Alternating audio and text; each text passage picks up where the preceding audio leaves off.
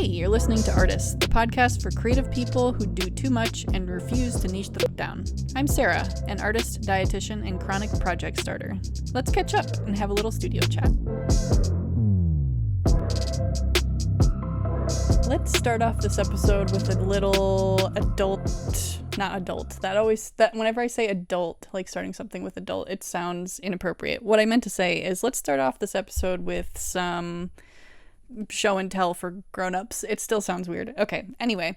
I've been working on some miscellaneous random things, and it's going to tie in fairly well with the whole topic of this episode. So for starters, let me switch to split screen. So first show and tell item. If audio listeners, can you guess what this is? That's some pea ASMR. The only thing that's growing really well in my garden right now that I planted this year is peas. So if you're following me on social media, you probably have seen my grapes are doing really well. So that's been fun to kind of follow along with that. But last night I harvested some of the dried peas. So some of the peas I'm harvesting, washing, and freezing so that way I can like throw them in like stir fry and whatever. And I'm not shelling the peas, I'm like eating the shell and all. But some of the peas I'm just leaving on the vines to go to seeds so that way I'll have more for next year and I don't have to buy more seeds.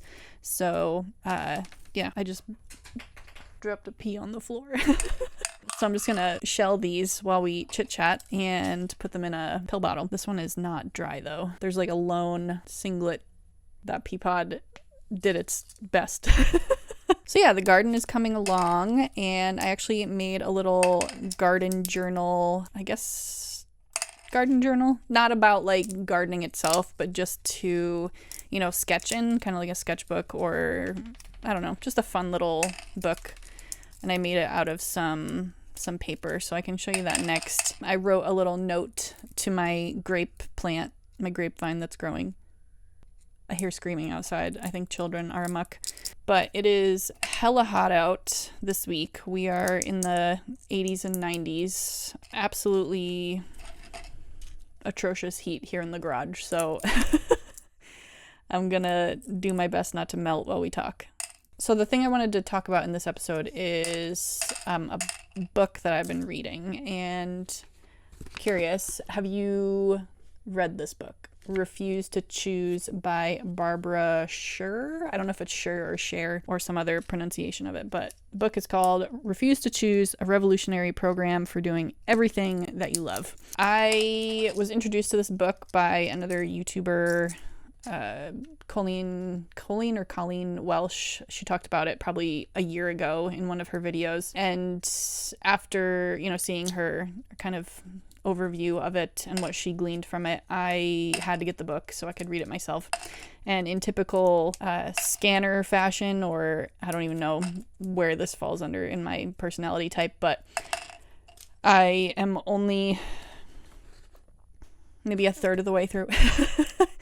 But I wanted to, share what I've gleaned from it so far. I found the author's perspective on what she defines as scanners, it's been helpful with kind of my mindset and internal, appreciation for my approach to learning and career paths, and kind of helped explain to myself like some of the past struggles I've had with different aspects of my personality, or internalized judgment about my choices in careers or my lack of commitment to a choice. So yeah, I don't know, I'm hoping that you've started to kind of get the vibe from my podcast that I am a dabbler in many things. I kind of jump around and have many interests, many skills, and yeah, I think if you relate to any part of that, you'll find this interesting. I think based on what I've kind of observed from kind of other dietitians, entrepreneurs, aRDists and their businesses, what I've observed. Okay. There's my pee haul, minus the one that I dropped on the floor that I will get in a little bit. Let me switch back for a sec. Yeah, based on what I've kind of observed from just other RDs and their businesses, it seems to me like dietetics attracts a lot of, people who may fall into this scanner kind of personality. But if you're listening and you're not a dietitian and you're just a creative person, I still think you'll get a lot of insights and value from this episode. So, but yeah, before I get into that too much, let me show you and again, if you're listening, what are you doing? Watch it on YouTube. Yeah, this is my little notebook that I made. It's just some cardboard. I think this cardboard either came from when we order cat food. Sometimes the cat food is layered, like the cans are in between sheets of this cardboard, but I don't think this is from something else. But I stitched it together with some jute and made like a little tie. Oh my God, I'm still not good at showing you centered. But anyway, the inside just says the back garden, because I wanted to document some of my plants in the backyard. And then the first page is catnip. I just used some, and I don't think I have it out here, but some stamping ink, white stamping ink. So I pressed the leaves on it and then squished it on here. And then to keep it from smudging, I just sprayed it with hairspray. You can use like fixative if you want, but hairspray is cheaper. And then next page, I wrote a little note. Well, first of all, I stamped the grape leaves, and then I wrote a little note to my grape plant. Some people in their like little gardening journals, they'll write like poetry or like observations, or they'll sketch or whatever. So those are the first 2 pages that I've done. But again, I just stitched the pages together and again, made a little tie to keep it closed. And I used brown paper, like linen embossed paper. I also have some paper cut out to make a green version of this. So I want to do a second one for maybe something else, maybe a different garden or projects or something. So those are the first 2 things of show and tell. Yeah, I just wanted something passively to do with my hands, but I was going to paint my chess set while I chatted about this. So I wanted to start off by reading through what a scanner is. So I'm going to read this passage from the book. Definitely encourage you to get a copy yourself. This is actually a few years old. This was, I guess, published in 2006. So it's not new news, but it's new to me. And maybe it's new to you. So I'm just going to read some passages that I've kind of like highlighted so far. What is a scanner?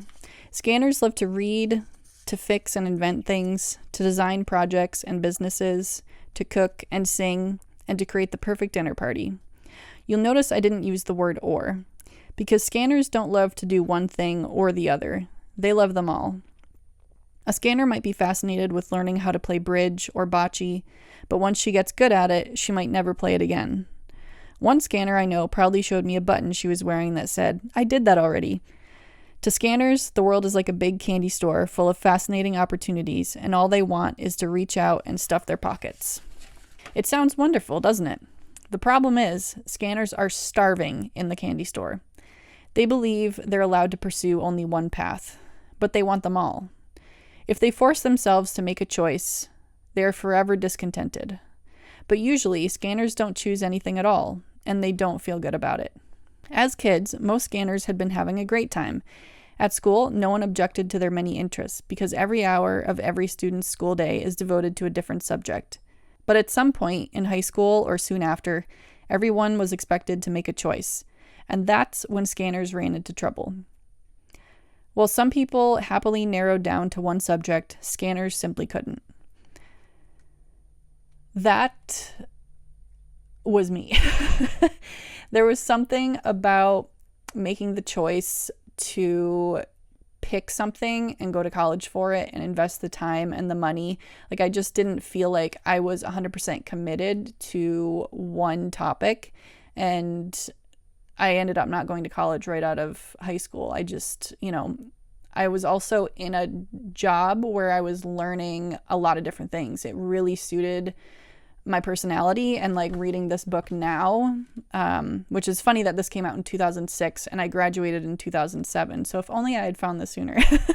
But, we're all on our own life journey, and sometimes we come across information at different times than other people.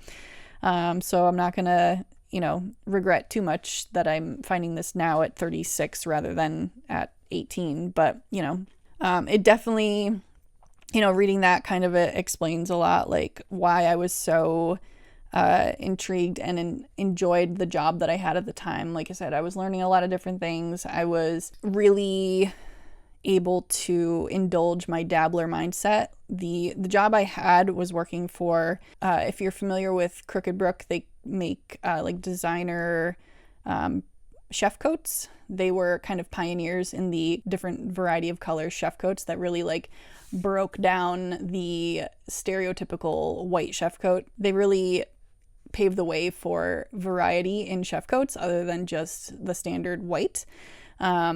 They've made chef coats for all sorts of famous chefs, from like Mario Batali to, the chefs at America's Test Kitchen. So, and I remember doing some like really crazy, wild patterned jackets. There was always this one chef who would send in her own fabric, and we would make like custom chef coats in all of these like funky patterns and stuff. I designed one that had camo, which was kind of fun. But not only was I able to design chef coats, I was able to do some sewing. I ran their embroidery department. I did photography. I did modeling. I learned pattern making, web design, copywriting, inventory management.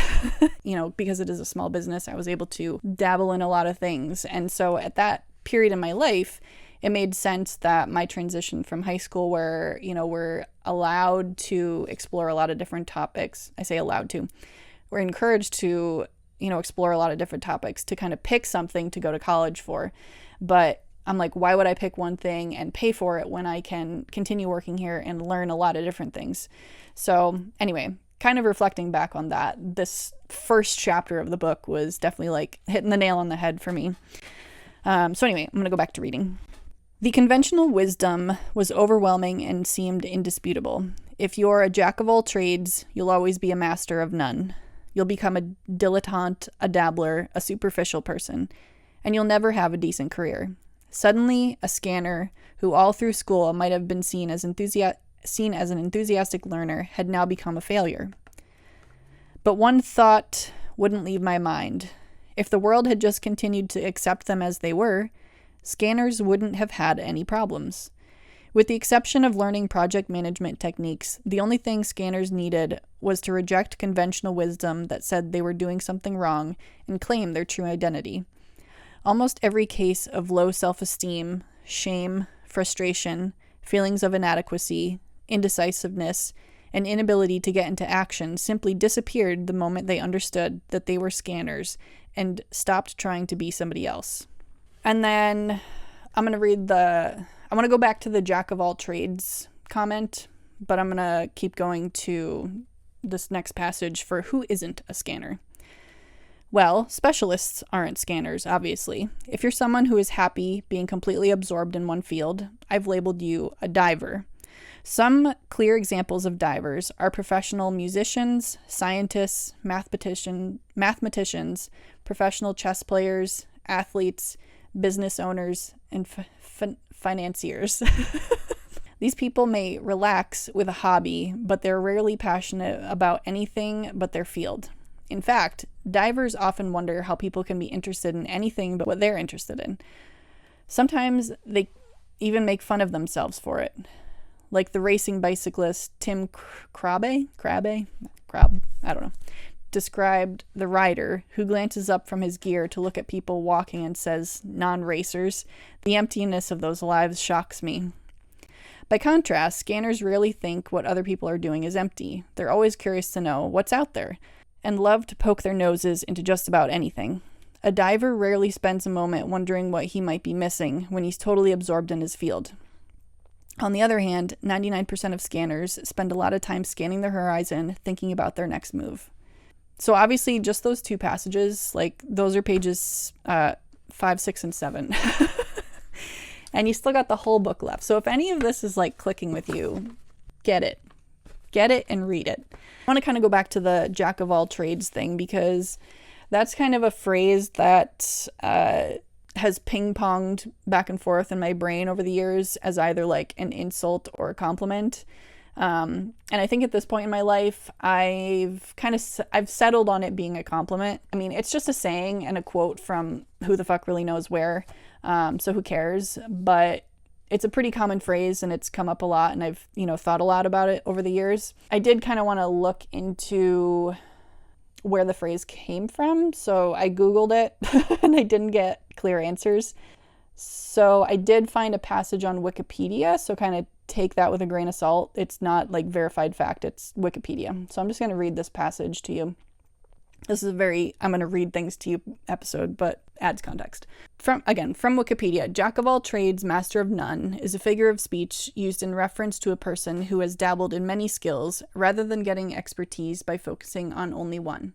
The original version, a jack of all trades, is often used as a compliment for a person who is good at fixing things and has a good level of broad knowledge. They may be a master of integration, an individual who knows enough from many learned trades and skills to be able to bring the disciplines together in a practical manner. This person is a generalist rather than a specialist. The master of none element appears to have been added in the late 18th century. It made the statement less flattering to the person receiving it. Today, jack of all trades, master of none generally describes a person whose knowledge, while covering a number of areas, is superficial in all of them. In modern times, the phrase with master of none element is sometimes expanded into a less unflattering couplet by adding a second line, but oftentimes better than master of one, or variants thereof, with some modern writers incorrectly saying that such a couplet is the original version, with the second line having been dropped. But online discussions attempting to find instances of the second line dated to before the 21st century have resulted in no response. Like I said, it sounds like petty ping pong back and forth. Like, it initially started out as like this broad, like you are skilled in many areas and you're able to bring those together. And it's like, when I think of that, I think of like synergy, like the influence of one thing on its own is nothing, or it's not as significant as compared to when it's like brought together and they can like work together. I did a shit job of explaining that, but hopefully you understand what the hell I'm trying to say. I personally think the superficial claim is kind of bullshit. So like saying that someone who is a jack of all trades are skilled in many areas is only superficial. Like there's no way you could possibly be, a master of anything if you're dabbling in too many areas. And that's where I'm like, some skills may be more superficial, but some things do come naturally to people. So it's possible to master something quicker than someone who has, say, spent, 5-10 years on something. Like, not everyone needs to dedicate an entire lifetime to developing a skill to be good at it or master it. And also, personally, I think there's value to both. So there's value to people who devote their entire lifetime to, or, a chunk of their time mastering a single skill. I think of it in like healthcare settings where you have someone who's super specialized and knows all the scenarios, or as many scenarios as possibly, they can learn on how to let's say do a heart transplant. That is a very specialized skill to be able to transplant an organ and everything associated with that. I can't even begin to, list off the things that I imagine are required to know how to do something like that. Whereas they might not be as skilled in the area of individualized counseling, or if they devote all of their time to their career, they might not be as adept at like household things like balancing their budget or like mowing their lawn or fixing equipment. I don't know. They might need to outsource that to a specialist of some kind. Again, I'm not saying like one's good or one's bad, but like the negative connotation that comes with it is kind of frustrating. So like, again, the value of specialists is definitely there in our society, but also getting rid of, whether it's external, like people are telling you, or, you know, that if I've experienced people telling me that I need to like niche down and focus and pick a career or that kind of a thing, that's not necessary. Like there's also value in people who are, quote, jack of all trades or scanners. Being able to pull together a lot of different skills and implement them in your life is incredibly valuable. It brings a lot to the table as well. It's just different. It's not wrong. It's just different. And part of me is just like telling this to myself. But yeah, part of this is just like me working through this and unlearning the things that I've like, again, internalized, that I need to like niche down or pick something. When the author brought up that part about like scanners being, you know, in a candy store, like starving in a candy store, choosing something feels like a commitment and an obligation to set aside all the other possibilities. And this book has helped me in those moments that crop up to help me like rewire my brain or like encourage a mindset shift that this exploration right now is not a lifelong commitment, nor is it a requirement to turn down all the other things. It's hard. And I'd also like to make the argument that for myself, I feel that varied skills, like I said, like I was trying to say before, and I wrote this down so that way I could have a more articulate, clear way of stating this. I feel my varied skills come together to make for even deeper dives into other things because I have the broader skill set to bring to the table. And since I'm a very literal person, here's a very literal example. So if I go cave diving with only cave diving equipment and skills, so that I can cave dive, that's pretty like one track mind. Not necessarily a bad thing. Like maybe the goal is to simply cave dive. But I might come out with a deeper experience if I also pull together my cave diving experience, camera, like photography skills, sketchbook, like art skills, nutrition knowledge. Like let's say I get stuck in the cave, like being able to survive is kind of an important thing. And like curiosity for like the small and minute bugs and microbes that might be in the cave, plants, maybe, I don't know. And like recording equipment, like kind of getting experience the like audio elements of a cave dive. I'm going to get a much broader experience bringing all of those skills together instead of just I have cave diving equipment and I am cave diving. Again, I don't have any experience cave diving. I just had a very literal example there.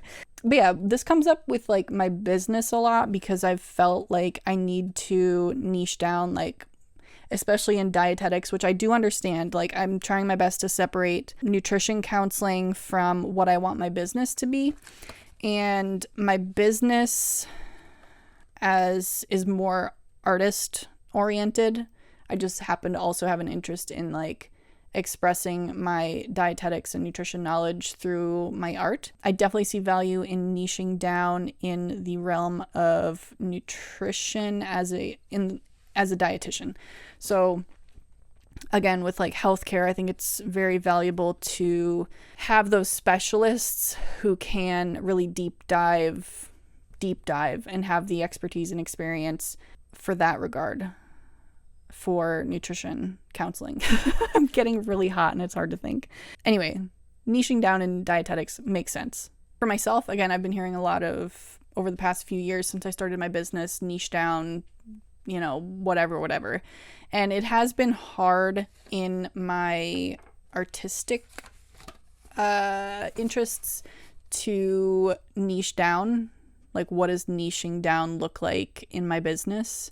That has been a challenge. From a dietitian point of view, it has definitely been on my mind. Like if I were to open a private practice, to have a niche focused more in like stress and anxiety, mental health, sort of nutrition for those things, nutrition counseling kind of focused around that area. But for my Kerminator LLC business, I'm just allowing myself at this point to explore a lot of different things. And if it seems random to you, maybe this isn't for you.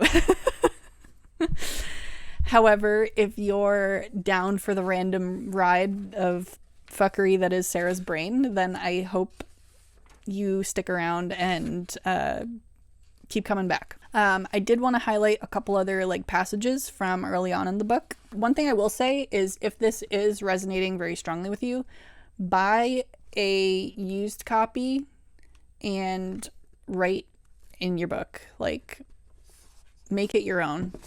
Annotate.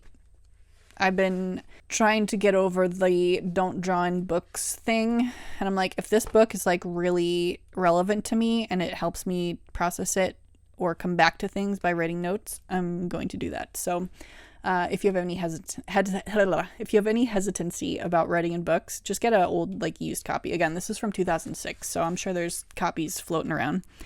It's troubling to speculate on how much unnecessary happiness and wasted talent this ignorance of history has caused.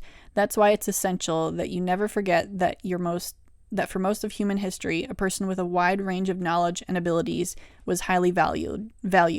As you'll see, the pendulum is swinging back. Where did they... Oh yeah, kind of going right before that, I should have read this first. No longer described as well-rounded Renaissance people or erudite, almost overnight they were seen as irrelevant, silly, and irresponsible. Yeah, whatever happened to Renaissance people? Like, I'm a Renaissance man. That makes me think of that clip from The Office, fucking Benjamin Franklin. Do you wear boxers, briefs, or pantaloons? Anyway, and what about careers for scanners? Almost no one, least of all a scanner himself, believes you can find a career without choosing one path and abandoning all others. That's a pure case of tunnel vision, because scanner jobs are everywhere. Innovative ways to earn a living that favor the scanner personality, and interesting jobs for people who always call themselves jack of all trades, master of none, are showing up everywhere. The world of work is changing, and there's never been a better time to bring multi-talented scanners into the workforce. I think YouTube is a great place for scanners. What else? It encourages you to have a scanner daybook to write in and sketch in. I haven't been daily writing in mine, but it has been helpful to have a dedicated notebook to deep diving into ideas and kind of dabble in allowing myself to like brain dump something that's been sitting in my brain for a while. So on 4th of July, I posted on Instagram and my stories, I finally like put pen to paper or pencil to notebook my idea for a cat cafe / cat rescue. Might not never come to fruition, but you know, it's good to just get the idea on the ground or get the idea out of my mind and put it on paper. I have a few other ideas, and I keep forgetting, like, it floats into my mind and then I forget to write down to like actually take a moment to sketch it. But yeah, again, the book is Refuse to Choose by Barbara Sher. Highly recommend if you're also kind of a dabbler, a scanner, a doer of many things, a non-committed person to a single career. I think I've spent a lot of time fighting the urge to do many things with the, you know, conflicting mindset or like thought that I have to choose something. So join me as I allow myself to dabble. And let me know if you also relate to like the scanner personality type, and what are some kind of interests in your life that you've resisted getting into, or if you've already broken through this mindset, what kind of helped you do that? I'd love to know. Anyway, that's all I got for now. I'll see you next time. Bye. Thanks for listening to aRDists Podcast. If you like this episode, share it with a fellow creative goblin and hit subscribe so you don't miss the next one. Now go make some shit, and I'll see you next time.